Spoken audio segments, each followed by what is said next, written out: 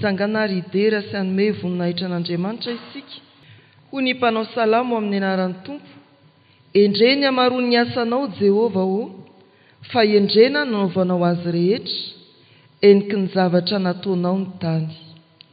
Ireo rehetra ireo miandry anao mba homenao ny haniny amin'ny fotoany, manome ianao dia manangona izy, manokatra ny tananao ianao dia voky ny soa izy, manafina ny tavanao ianao dia raiky tahotra izy, alainao indray ny ainy dia maty izy ka mody any amin'ny vovoka nanalana azy. Maniraka ny fanahinao ianao dia ary izy, ary manavao ny tarehin'ny tany ianao. Ho mandrakizay anie ny voninahitra Jehova, aoko Jehova hifaly amin'ny asany. Amen. Hivavaka isika. Raha manaraka ny fanisan'andro sy ny fandaharam-potoananay izahay Andriamanitra, dia faly misaotra anao sahady raha mitodika ny lasa koa, no ny fahatsiarovanay ireo soa rehetra nomena ho anay, ho an'ny fikambanan'ny dekona sy ny loholona, ireo avy amin'ny sampana mpikambana ato amin'ny mpievitra rà, dia nomenao anjara manokana isaky ny sabotsy fahatelo toy izao nandavataona, mba hanaovana ny fivoriam-be.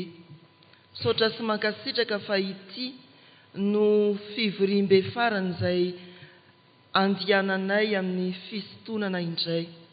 Apetraka eo ampelantananao ray ny fotoana rehetra, fa eto izay dia mbola mitanila manatanteraka izao fanompoam-pivavahana maraim-baovao izao, ho fisaorananao, ho fankasitrahananao, ho fiderananao, ho fangatana famindram-po indrindra koa, hanavaozanao ny fanahinao masina iorina tsara ao anatinay.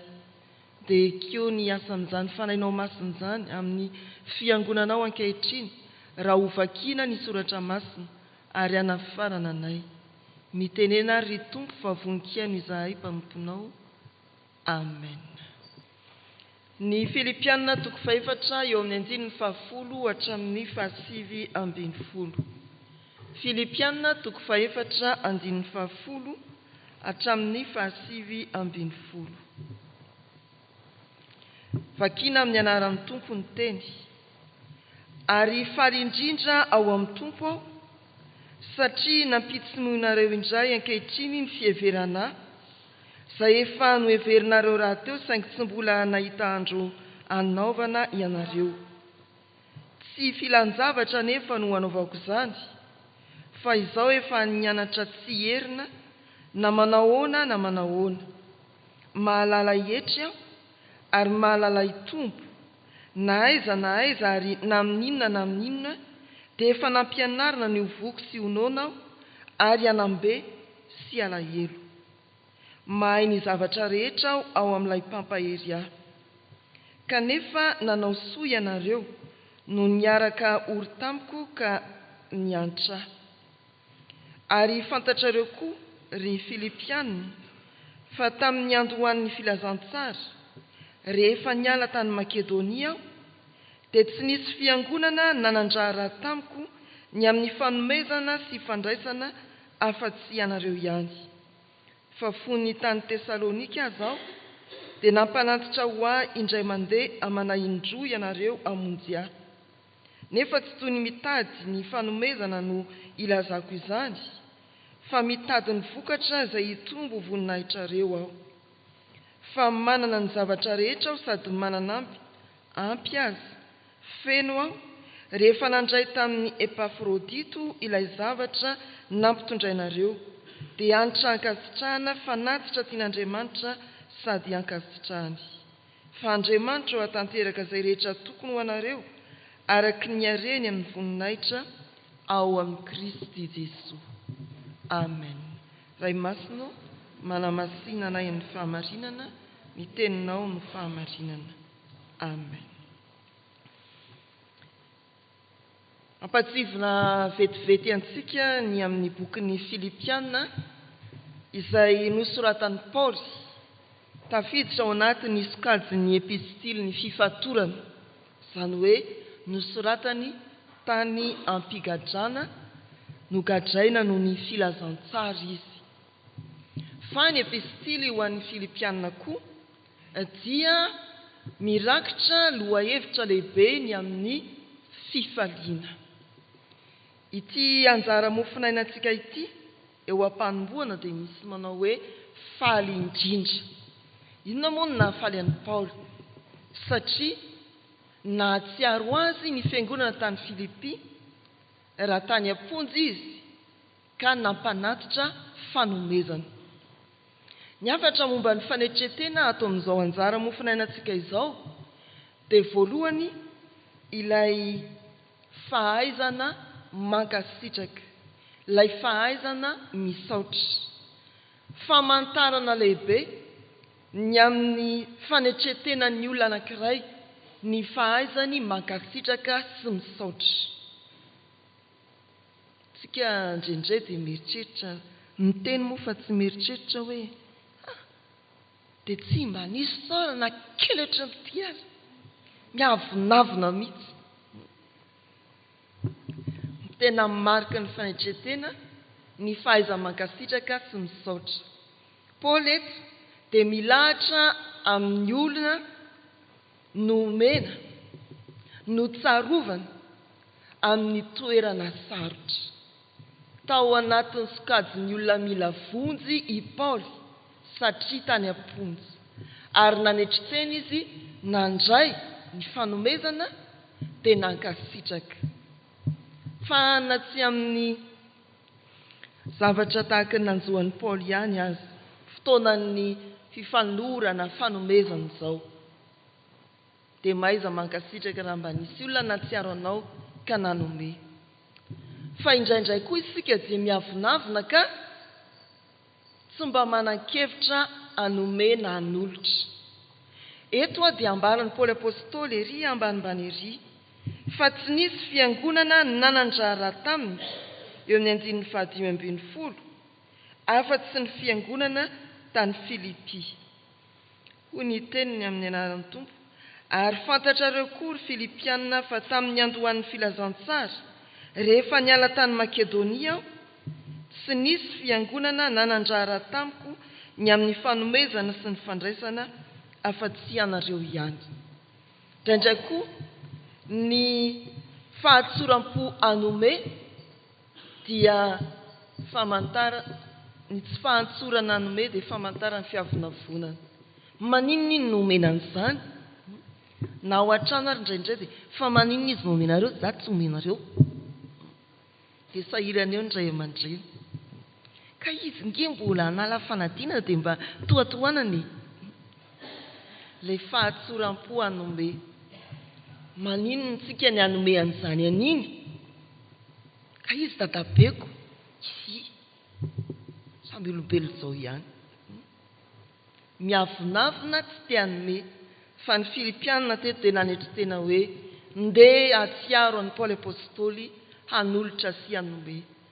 Tsy ny fahaiza mankasitraka satria nomena ihany no mariky ny fanetretena, fa mariky ny fanetretena koa ny fanomezana. Tarafintsika eo amin'i Jesosy Kristy ilay nanolotra ny ainy hamonjy atsika. Fanomezana ampanetretena no nitanterahan'i Jesosy Kristy. Fa inona koa ny lesona azoana momba ny fanetretena ato amin'izao anjara mofinaina izao? Iverina sika eo amin'ny 5:20. Aitsenjery tsara raha ankizy ireny asaiko mamerina an'io dia ahoana e? Ankizy moa zany ka za miteny hoe sekoly mahay ny zavatra rehetra aho ao amin'ilay pampaheria.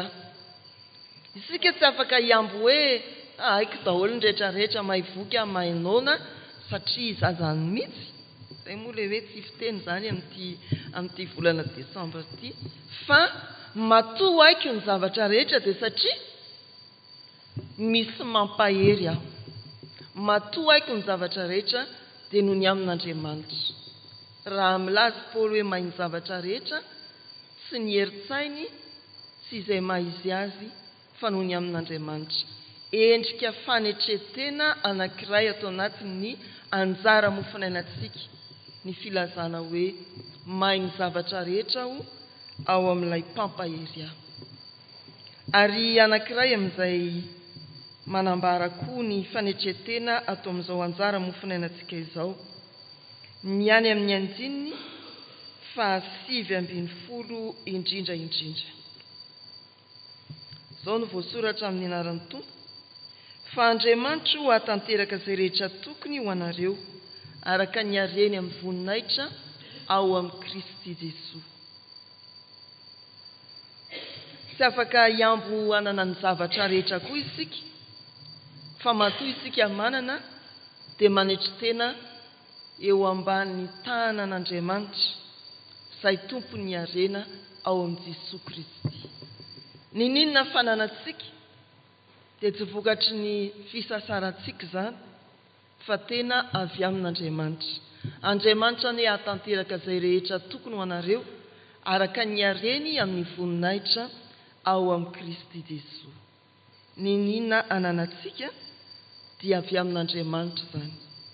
Ireo ary havana ny hafatra momba ny fanetretena, famantarana ny fanetretena ny olona ny fahaizany mankasitraka, famantarana ny fanetretena ny olona koa ny fahaizany manome, famantarana ny fanetretena ny olona ny fianteherany amin'ny herin'Andriamanitra amin'izay mety fahaizany ny zavatra rehetra, famantarana ny fanetretena ny olona ny fahafantarany fa Andriamanitra ny mahatanteraka izay tokony ho azy, ny harena, ny fananana eo am-pelantanany dia tsy vokatry ny fisasarany, fa tanteraka noho ny amin'Andriamanitra. Mandiana araka izany isika amin'ity tontolo andro ity. Amen. Hivavaka isika. Mamahana anay ny teninao ianao Andriamanitra, ary tamin'ny alalan'ny Paoly apôstôly no nampianaranao ny amin'ny fanetretena. Manaiky ampanetretena izahay, ankasitraka izay fanomezana mety homen'ny olonanay, tsy avonavona fa tena ahisaotra. Manaiky izahay hanetretena ka hieritreritra ny mba hanome sy hanolotra, hianatra ao amin'i Jesosy Kristy ilay nanolotra ny fiainany manontolo ampanetretena ho anay zanak'olombelona.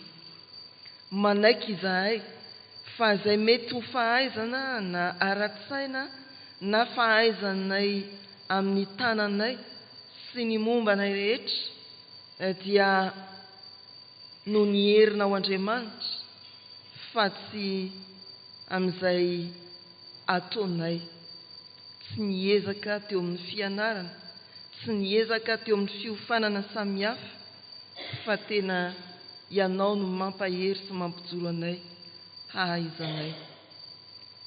Manaiky izay hanetretena fa izay eo am-pelantananay rehetra dia no tanterahanao ho anay na amin'inona na amin'inona.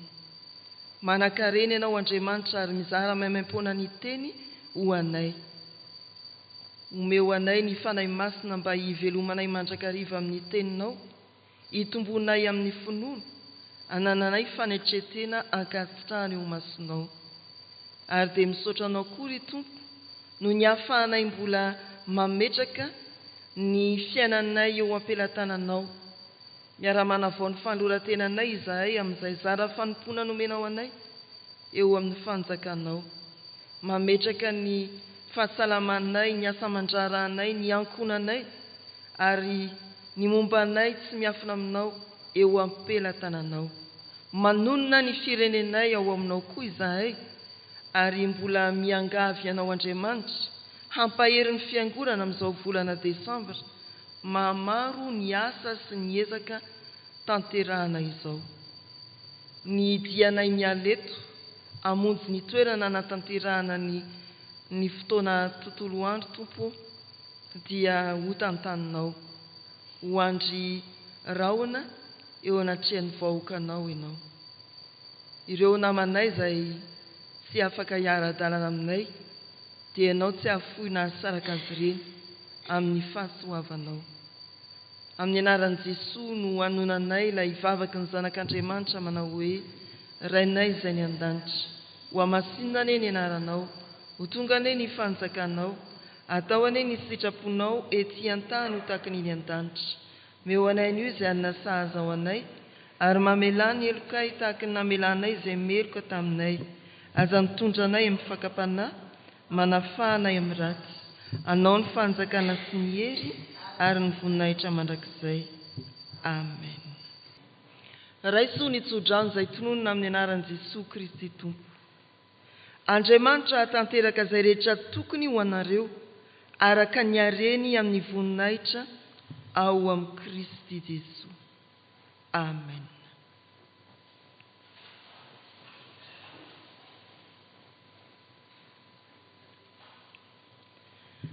Ho an'Andriamanitra irery ihany ny voninahitra amin'ny anaran'ny Ray sy ny Zanaka ary ny fanahy masina. Amen.